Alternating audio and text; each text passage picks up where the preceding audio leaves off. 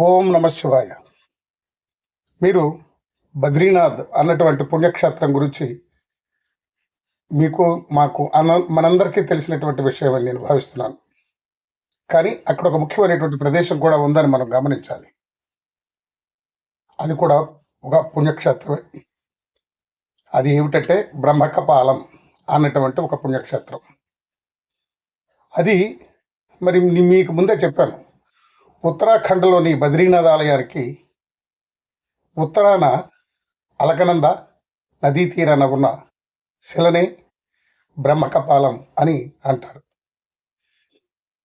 ఇది బ్రహ్మకపాలం అని ఆ ప్రాంతానికి, ఆ ఆలయానికి ఎందుకు పేరు అలా వచ్చింది అని అది విషయంలోకి వెళితే, సరస్వతీదేవిని మోహించినప్పుడు బ్రహ్మదేవుడు 4 శిరస్సులలో ఒకటైనటువంటి శిరస్సును శివుడు త్రిశూలంతో ఖండించాడు అని పురాణ గాథ ఒకటి వినబడుతుంది. ఆ శిరస్సు పడినటువంటి ప్రాంతమే బ్రహ్మకపాలంగా మారిందని చెప్తారు. అయితే దాని విశిష్టత ఏమిటి?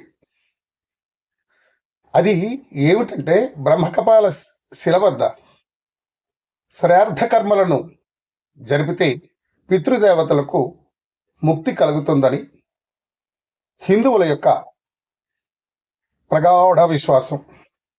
అందుకని అక్కడకు భారీ సంఖ్యలో చాలామంది వస్తూ ఉంటారు.